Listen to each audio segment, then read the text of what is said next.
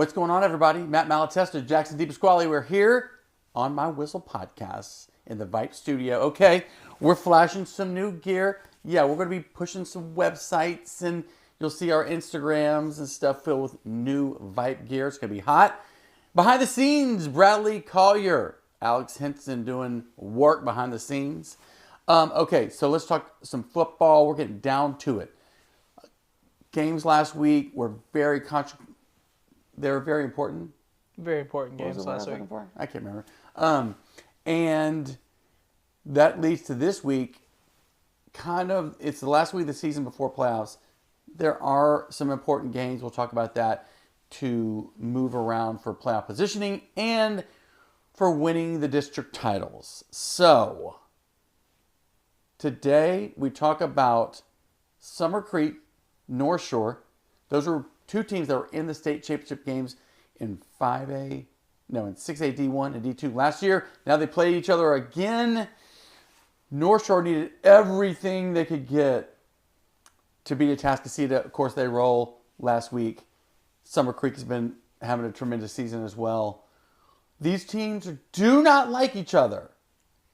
No, they do not. This is the next level of distaste. Disdain. They do not like each other. So, I feel like North Shore is going to run the table and kind of go undefeated this season going into the playoffs. What do you think? It's a big game. Summer Creek has a chance to get a share of the district title with a win if they can pull out a win against North Shore. Obviously, North Shore had that tight win against Atascocita that came down to the wire. They're able to kind of roll over and beat CE King pretty good last week. Summer Creek beat a very good Kingwood team last week as well, though, blowing them out. That's another playoff team in that district.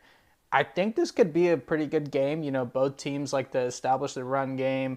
They've got two quarterbacks that are active in the run game, but also make nice plays with their arm through the passing game as well. I think it'll be a tough matchup. Last year this was a pretty close game going into the fourth quarter.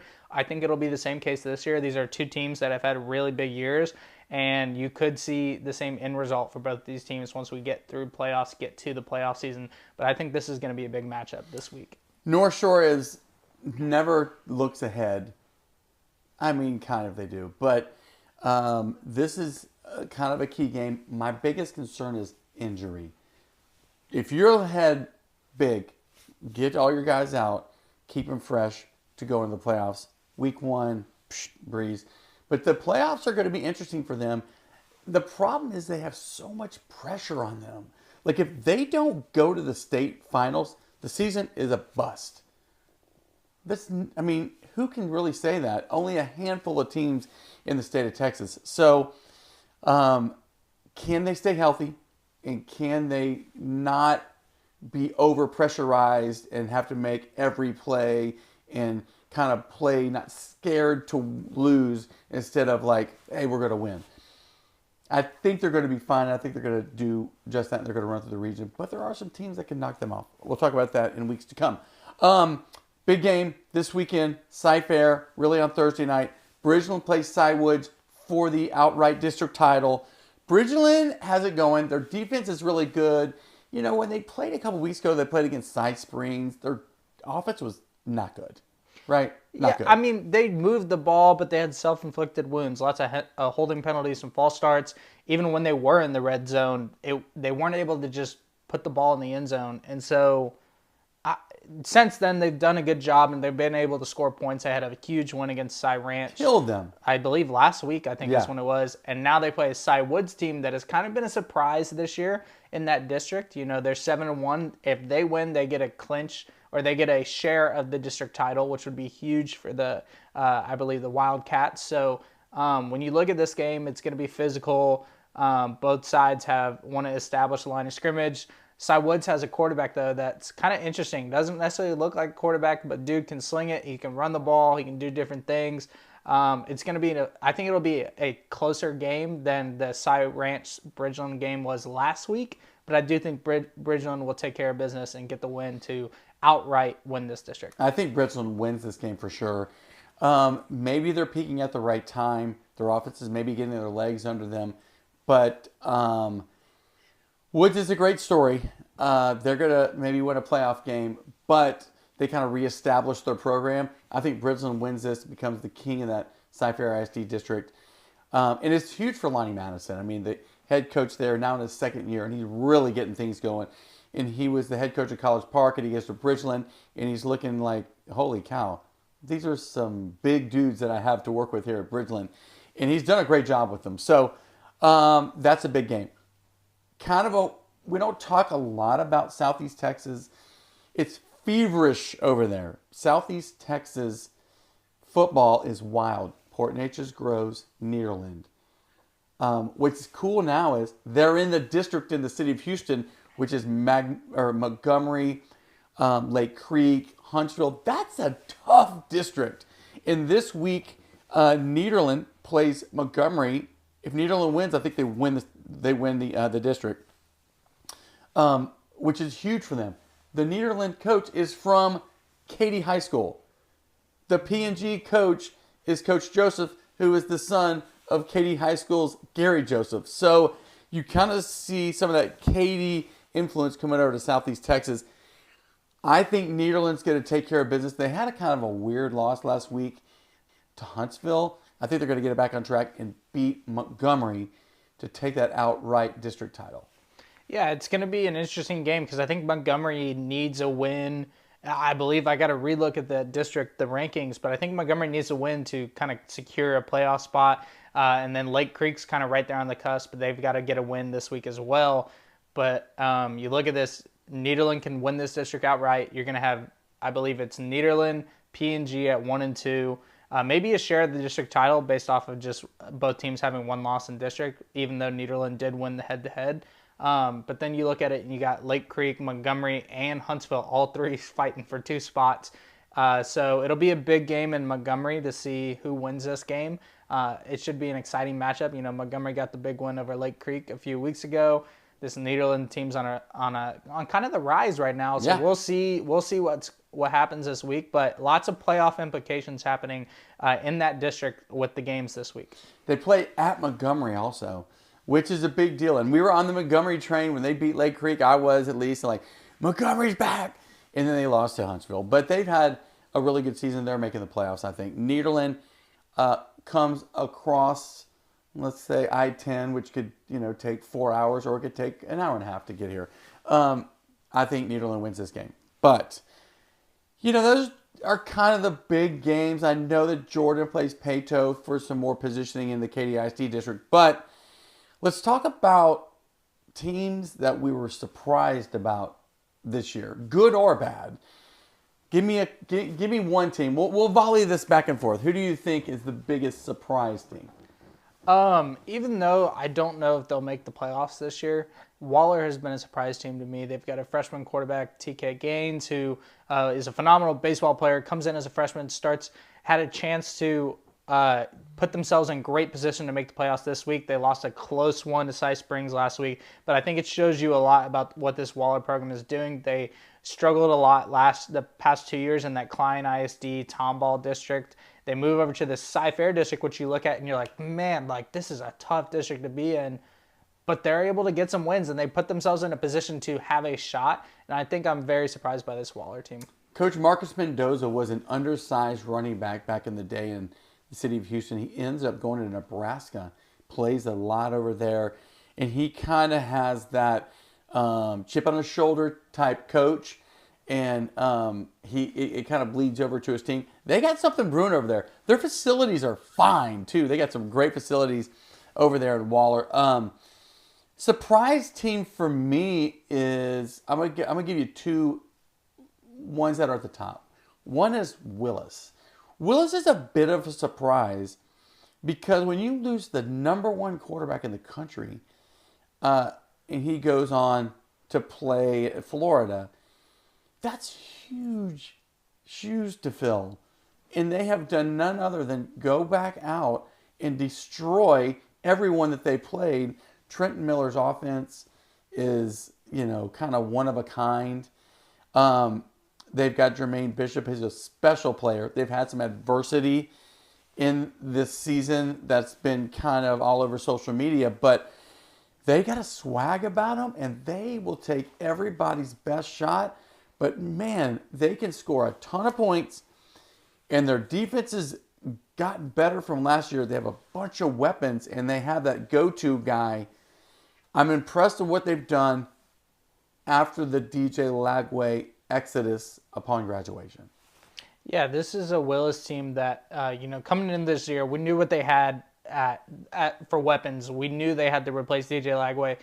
Jack Emerson, the quarterback, has done a really good job at just running the system, running the offense, getting the ball to Jermaine Bishop, getting the ball to Jalen Mickens and Romel Stevens, and all the weapons that they have there. And then on the flip side, defensively, they returned a lot of kids from last year. The offense line, they basically returned every single starter on the offensive line. When you have the ability to do that and you made a playoff run last year, yes, you lose DJ Lagway, but when you got this experience coming back and you got a culture of winning starting there, it helps whenever you go into the next season, whether it's with DJ Lagway, without DJ Lagway, with Jermaine Bishop, without Jermaine Bishop. You're building a culture and a standard there, and that's what Trent Miller has done there at Willis. Another team that's interesting to me is Fulshear. The Fulshear Chargers had great success in 5A. They moved to 6A and have gone undefeated and played two pretty good teams in the preseason. Their district is not really that salty, but Coach Caduti, what he's done there, and they run the ball. That's all they do. They run the ball, play defense, good at special teams, run the clock. That's all they do. Sometimes you can get out-schemed just being that one-dimensional, but Fulshear has been a surprise in 6A just because of the dominance that they've won with. And does it translate to a deep run in Region 3? It might, because they're not really that fun to play against because of their physicality. Yeah, this is a Fulshear team that, there was a question mark moving up to 6A. After we watched them against Ridgepoint, though, we knew they were legit. We knew that they do what similar to a team like Katy, they do what they do, and they don't make many mistakes. They don't get a bunch of self-inflicted wounds, penalties, anything like that. They just run the ball. They're okay with getting 5 yards down, and they're going to run the clock, control the clock, score touchdowns. Defensively, they're really salty up front with the two U of H commits. They've got a defensive end, a defensive tackle. So, this is a really good Fulshear team. They did surprise us in a sense of maybe winning the district in their first year in 6A, but we had a good feeling about them coming into the year as far as what they can do and what we would see from them in 6A. Dude, they've destroyed people. Other kind of honorable mentions, Randall. What Randall's done from beginning of the season to now, demolishing people. Coach Randall has done a great job over there. Iowa Colony, moving from 4A to 5A, having a great season. I think like in their number one or two in our or number 2 or 3 in our rankings. Their only loss comes to Randall, who's number 1. But those are some interesting teams in the 5A division. I think another team we also need to talk about is Galveston Ball. The past couple years, they've been able to dominate their district play and dominate non-district. They were in a weaker district with the Houston ISD schools. Now they move into a district with some big boys. You got Port Arthur Memorial, you got Barbers Hill, you've got all these other schools around that area, and they clinched playoff berth. They have one loss. They'll probably win the district. And it's an impressive year from this Galveston Ball team who's got a lot of talent, and now they've been able to play competition in district and play competition all year. What does that mean for them when playoffs come around? We'll find that out. They haven't been able to kind of get over the hump and kind of get a nice little run. I think this year they can do it, but they've been kind of a surprise as far as how they've done in a new district with a lot more competition. Let's talk about a team in 3A, the Hitchcock Bulldogs. How about this? They have a tremendous season. They beat the number 1 team in 4A. Then they beat the number 1 team in 4A again, Belleville and Columbus. And they're cruising. They won 2 state basketball championships. The straw that stirs the drink, Lloyd Jones the third. The third or the second? Second. We'll call him the second. He ACLs in the game against Columbus. Season is over. Basketball season is over. Where do they go from here? They do have some talent, but where do they go from here? But it's just such a bummer that happened. That happened at the time it did. It never should happen really at a good time. And now he's going to enroll early at Texas Tech, get on campus, rehab, get ready for next fall. But, man, they love this group of kids in Hitchcock. They've had a tremendous success as a group. And we don't talk about 3A that much, but it's just such a bummer that he went down with injury and he can't finish the season. Also, what is the status on Jonah Williams at Galveston Ball? Is he able to play? I believe he is able to play. I think, there's precautionary, potentially just something, maybe making a hit or getting hit. I think he'll be able to play, and he'll be good once playoffs come around. He's a guy who, had plenty of opportunities to go and leave Galveston, decided to stay home and put on for the island and make sure everybody knows that, hey, I'm from Galveston, Texas. I'm not going to IMG. I'm not going to one of these academy schools. I'm staying in Galveston. I'm going to win here and show people that anybody can win if they stay at Galveston. I think Jonah will be fine. He's going to be a big piece to this team once playoffs come around. He's going to be needed. So I believe he will be healthy for the playoffs. And if not, we'll see what happens with this Galveston team. Finally, let's talk about a little private school action. How about Fort Bend Christian Academy knocking off Second Baptist in a very tough district? So now FBCA plays the Woodlands Christian Academy to see who wins that district division in TAPS. Great. This weekend is also the SPC Championships for those in the private school world. Check out Episcopal plays Kincaid. Kincaid's our number 1 team. Episcopal's our number 2 team. And they play for the SPC Championship. I think that's going to be live on VYPE. So check us out. We'll shoot the link out as well so you can watch that game. I really like what Kincaid has done. They've beaten some tough teams all year. I'm going to take a Kincaid in this game. Yeah, these are two teams who really don't like each other. They play each other every time for the championship. They play each other almost every year for the SBC Championship. Yeah. Both teams have great running games with Wayne Shanks at Kincaid, highly recruited guy. Brandon Thomas at Episcopal, he's another recruited guy. I think it's going to be who can establish the run game, and then defensively, can you stop the opponent's run game? Because every now and then, both teams can throw the ball. They will throw the ball, but they like to establish their run game. Both of these running backs are spectacular. I think it's going to be maybe not a high-scoring game, but a low-scoring game, defensive matchup, and we'll see kind of what happens there. But I really like what Kincaid's doing right now, but I'm going to pick the defending state champs, Episcopal, in this one. I think the experience they have coming back from last year, I think that they can get it done. So that's your football wrap-up. We're going to talk about award season in the next couple of weeks. Best offense, best defensive player, best coaches, best private school player, public school player. So watch out for that. That's going to be kind of cool. What else have we missed in the world of high school sports in the city of Houston as it relates to football? Anything else? I think, you look at the guys getting their All-American jerseys right now. That's been big news in the city of Houston. We have a ton of guys that are going to be playing in the Under Armour All-American game and the Navy All-American Bowl now on NBC. You got Devin Sanchez and CJ Ross from North Shore received their All-American jerseys prior to their game against C.E. King last week. Jermod Odoms from Lamar picked up his jersey last week as well. And then you got Andrew Marsh getting his jersey this week. So kind of big kind of news and special time for a lot of these Houston area kids. The senior class has been really special as far as you look at the talent across the board, across all the city of Houston. Very special to see these guys be able to have the opportunity to represent their schools and represent the city as an All-American. So that's been some big news that's been happening around. That is very cool. All right, so watch SPC on VYPE. Like and subscribe our YouTube channel, all of our podcasts. Like all of our Instagram, TikTok, big on TikTok, Twitter, Facebook for the old folks. Just saying, got to be old to be on Facebook. And we will catch you next week. This is Matt with VYPE. We'll see you at the games along with Jackson DiPasquale, who will also be at the games. See you next week.